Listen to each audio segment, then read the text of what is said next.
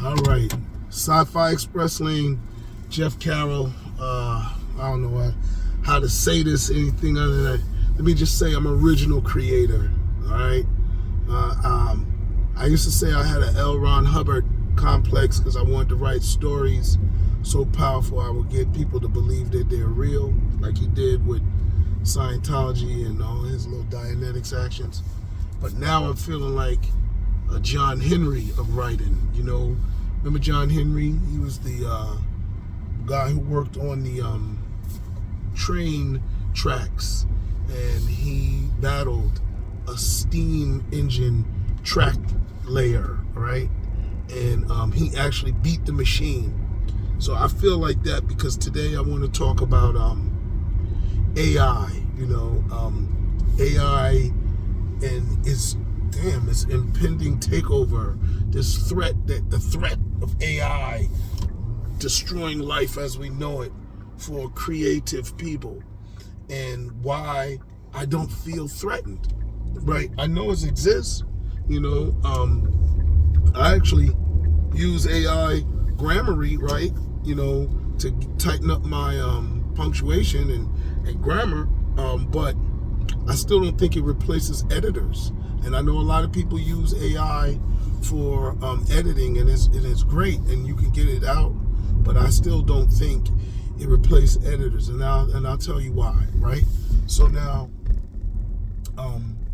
AI has big pushback from illustrators because the AI illustration sometimes looks different than, or competitive, let me just say that, competitive with illustrations that people get. Some illustrators, right?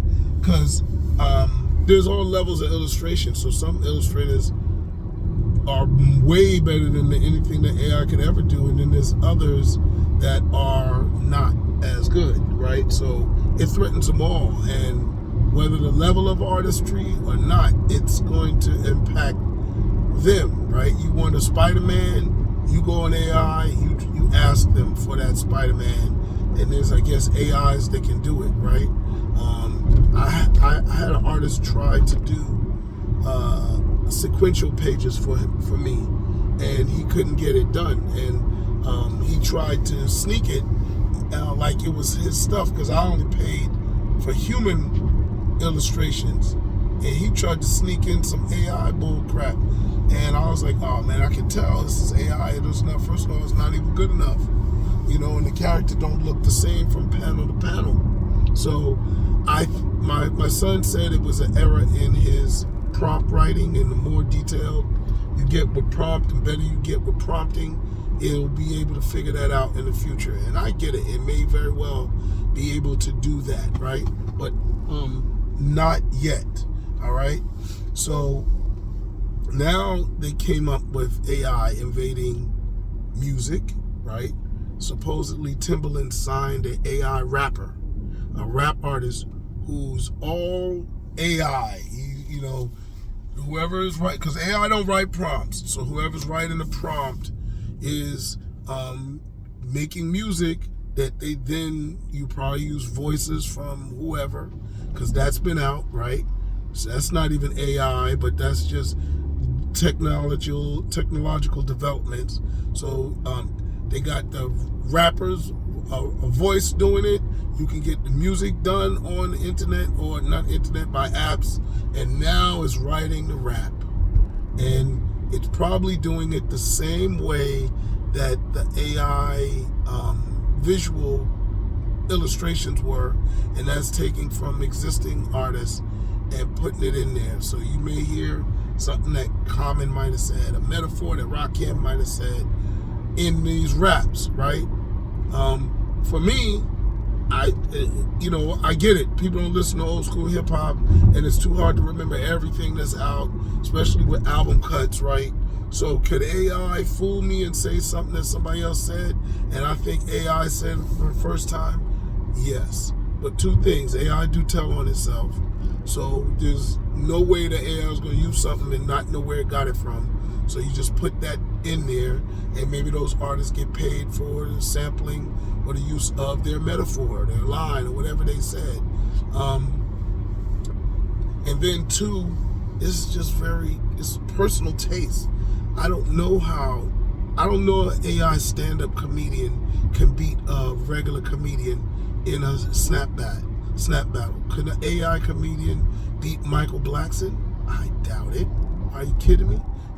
Just because there's so much. It's like DC Young Fly. He don't even tell jokes, right?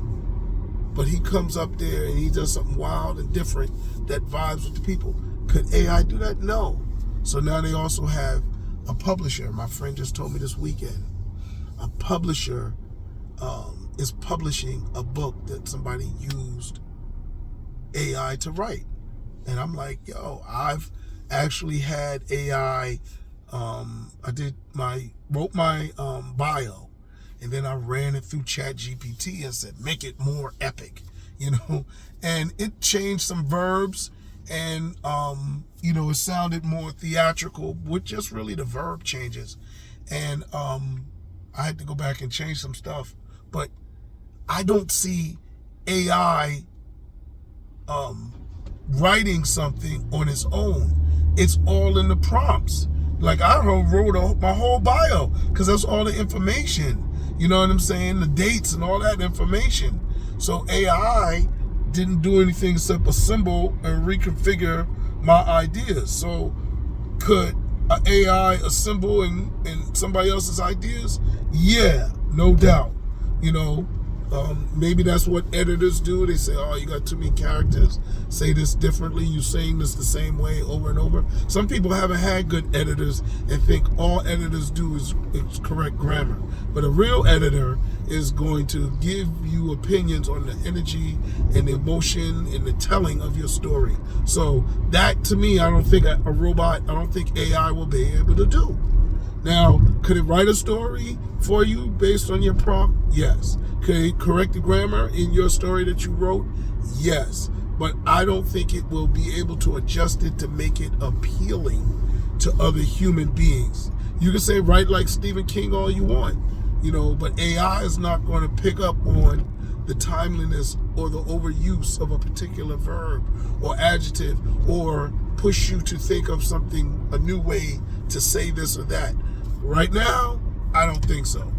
Can we write some fantasy AI in some movie that is some AI prophetic writer? Absolutely. You can think of anything, and make it look omnipresent, but I don't think these things are possible in reality. I'm not threatened by AI. I'm not threatened by AI because I have 50 million ideas myself. And I run with them, and I know how to write my ideas into stories, comic books, movies. You understand what I'm saying? Would AI flood the market? More than likely. But will it create a market for human creators?